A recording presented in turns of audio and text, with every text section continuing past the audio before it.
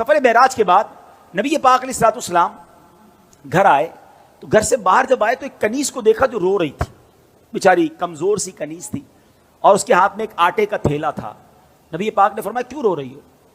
کہتی حضور میں فلاں غیر مسلم کی کنیز ہوں، میرے مالک نے مجھے چکی میں آٹا پسوانے کے لیے بھیجا، میں بیمار ہوں، چل بھی نہیں پاتی ہوں، اب مجھے دیر ہو گئی ہے، مجھے ڈر ہے کہ اب میں یہ آٹا لے کر لیٹ پہنچوں گی نا تو مجھے بہت ڈانٹے گا، مجھے سزا دے گا۔ بیچاری چل بھی نہیں پا رہی تھی۔ اللہ کے حبیب، رب کے حبیب ابھی معراج سے آئے ہیں، اتنا بڑا شرف پا کر آئے ہیں، مگر نبی پاک نے فرمایا اچھا چلو میں تمہارے ساتھ چلتا ہوں، تمہارے مالک کے پاس تمہاری سفارش کر دوں۔ نبی پاک نے اس کنیز کا آٹے کا تھیلا اٹھا لیا، تھوڑی سی دیر رکتا ہوں، مجھے اور آپ کو کوئی بڑا مقام مل جائے تو اب غریب تو گئے نا، ان سے ملنے کی کیا ضرورت ہے؟ بھائی میرے تو تعلقات کدھر ہیں، میں تو فلاں پروگرام میں جاتا ہوں، مجھے تو ادھر بٹھایا جاتا ہے، میرا تعلق بڑے لوگوں سے، اب پرانے دوست غریب رشتہ دار ان کا کیا کرنا ہے؟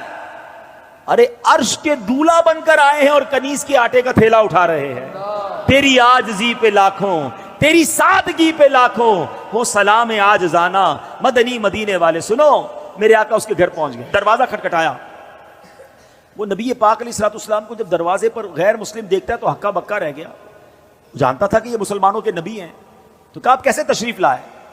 تو فرمایا کہ یہ تمہاری کنیز ہے، پریشان تھی، ڈر رہی تھی تمہارے پاس آنے کے لیے، اس کو معاف کر دو۔ وہ پتہ ہے وہ کیا کہتا ہے، وہ جو غیر مسلم تھا، کہتے پہلے مجھے بتائیے آپ کو آج رات معراج نصیب ہوئی ہے نا؟ غیر مسلم کہتا ہے اے محمد صلی اللہ تعالی علیہ وسلم آج رات آپ کو معراج نصیب ہوئی ہے؟ نبی پاک نے فرمایا ہاں ہے۔ سنو، وہ اندر گیا، واپس آیا، اس کے ہاتھ میں تورات شریف یا انجیل مقدس آسمانی کتاب تھی، اور وہ کہتا ہے یہ دیکھیے اس میں نبی آخر الزماں کی یہ نشانی لکھی ہوئی ہے کہ وہ نبی جو آخری نبی ہوں گے، جب ان کو جس رات معراج ہوگی اس رات کی صبح وہ ایک کنیز کے آٹے کا تھیلا اٹھا کر کسی غیر مسلم کے دروازے پر جائیں گے۔ حضور آپ میرے دروازے پر آئے ہیں، میں کلمہ پڑھ کر مسلمان ہوتا ہوں۔ سبحان اللہ، یہ اللہ اکبر۔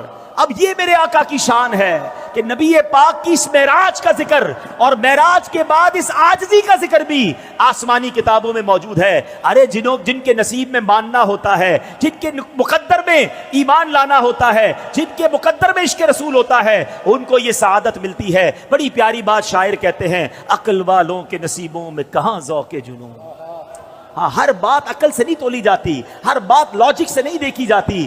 عقل والوں کے نصیبوں میں کہاں ذوق جنون، عشق والے ہیں جو ہر چیز لٹا دیتے ہیں۔ جیسے